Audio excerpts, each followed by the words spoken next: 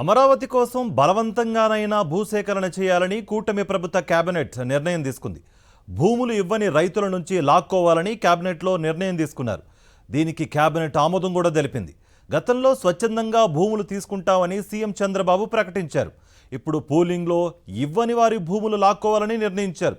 భూములు ఇవ్వని వారిపై ల్యాండ్ యాక్విజిషన్ ప్రయోగించాలని నిర్ణయం తీసుకున్నారు. రెండో విడత భూముల కోసం రైతులకు పరోక్ష హెచ్చరిక పంపుతోంది ప్రభుత్వం.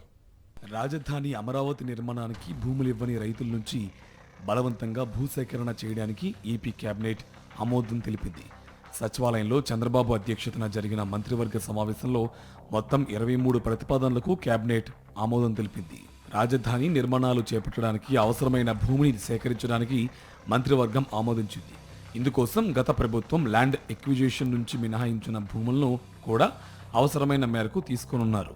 రాజధాని నిర్మాణం కోసం 2014 చట్టం ప్రకారం 34,386 ఎకరాలు ల్యాండ్ పూలింగ్ ద్వారా సేకరించగా 3,531 ఎకరాలు పూలింగ్కు ఇవ్వలేదు. ఇందులో 2,101 ఎకరాలను ల్యాండ్ ఎక్విజిషన్ కింద తీసుకోవడానికి 2016-17లో అప్పటి టీడీపీ ప్రభుత్వం ప్రతిపాదించింది.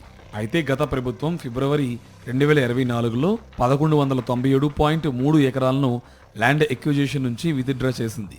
ఇంకా 343.36 ఎకరాలను ఉపసంహరించాల్సి ఉంది. భవిష్యత్తులో ఎటువంటి న్యాయపరమైన చిక్కులు రాకుండా ఈ భూమిని ముందుగా ల్యాండ్ ఎక్విజిషన్ నుంచి ఉపసంహరించి ఆ తర్వాత రాజధాని నిర్మాణం కోసం కావాల్సిన చోటు భూసేకరణ ద్వారా తీసుకున్నారు. అలాగే అమరావతిలో నిర్మాణం చేపట్టనున్న గ్రీన్ఫీల్డ్ ఎయిర్పోర్ట్, ఎన్టీఆర్ విగ్రహం, ropeway, river front, smart city వంటి వాటి కోసం ప్రత్యేకంగా ఒక కంపెనీ ఏర్పాటు కానుంది.